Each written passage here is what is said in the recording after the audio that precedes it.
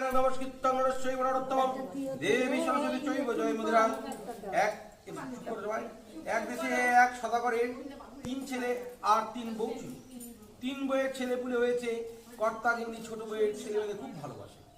একদিন গিন্নি কর্তাকে বলল, দেখো আমার ছেলে পিলে নিয়ে পরের পুকুরে ষষ্ঠী করতে যায়, তাতে লোকে কি বলে, তা তুমি একটা পুকুর কাটিয়ে দাও।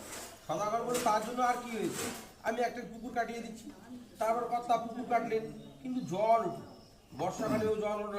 পাড়ার সকলে কানাকানি করতে লাগলো আর বলতে লাগলো, কি পাপিষ্ট লোক গো, পুকুর কাটলো কিন্তু এক বিন্দু জল উঠলো না। একদিন গিন্নি সদাগরকে বলল, দেখো কালকে ষষ্ঠী পুজো, আমি কি করে আবার বৌদের নিয়ে পরের পুকুরে যাব। সেদিন রাতে মা ষষ্ঠী সদাগরে ছলনা করার জন্য স্বপ্ন বলে, দেখ তুই চোর ছেলে বলে সেদের ভালোবাসিস, তাদের মধ্যে যে সবার ছোট সেই ছেলেকে কেটে তুই পুকুরে রক্ত ছড়িয়ে দিস, তাহলে পুকুরে জল ভরে গেল। কর্তা স্বপ্ন দেখে খুবই আকুলে বিকুলে ঘরে বসে কাঁদতে লাগলো। গিন্নি কর্তাকে দেখে জিজ্ঞেস করলো, কি হয়েছে। কর্তা সেই স্বপ্নের কথা বলেন গিন্নিকে। গিন্নিও শুনে কাঁদতে লাগলো।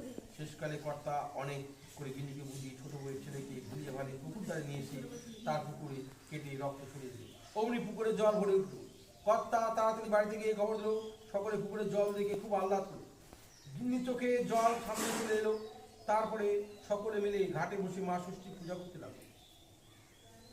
সকলে পিটুলির পুতুল চাপড়া জলে ভাসালে এদিকে ছোট বউ কিছুতেই জানে না যে তার এমন সর্বনাশ হয়েছে। সে জলে পিটুলি আর পুতুল চাপড়া ভাসে দিল। অমনি তার ছেলেটি তার আঁচল ধরে ভেসে উঠল। ছোট বউ জলের ভেতর থেকে ছেলেকে পড়ে আসতে দেখে আশ্চর্য হয়ে গেলে গিয়ে বলে, তুই জলের ভেতরে কোথায় গেছিস। ছেলে ভয়ে কিছু বলল না। তার বউ ছোট আদর করে পড়ে তুলে নিয়ে চুমুকে ঘরে নিয়ে গেল। এদিকে গিন্নি ছেলেকে জল থেকে উঠাতে দেখতে কর্তাকে সব খবর দিল। কর্তা তাদের ঘাটে এসে কাঁদতে কাঁদতে ছেলেকে বুকে জড়িয়ে দিল। সবাই অবাক হয়ে গেল। তখন গিন্নি তাকে সব ঘটনা বললো। এই কথা শুনে ছোট বউ ভয়ে মুচড়া গেল।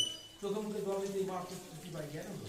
তখন তিনি গায়ে বলে যে কোলে করে বা আঁচলে কলা বেঁধে মা ষষ্ঠীর কথা বলতে শুনতে হবে। মা ষষ্ঠীর কৃপায় তাদের ধন দৌলত হলো। বাড়ির সকলে মা ষষ্ঠীর উপর খুব বিশ্বাস হলো। গিন্নি মা ষষ্ঠীর মহিমা দেখে মা ষষ্ঠী পুজো চিটার বক্তব্য করেন। এই দেশে এই কথা, দেশে দেশে নানা দেশে ধীরে ধীরে এই কথা প্রচলিত হলো। সবার ঘরে মা ষষ্ঠী পূজা হতে লাগলো। ওম তৎসৎ, ওম তৎসৎ।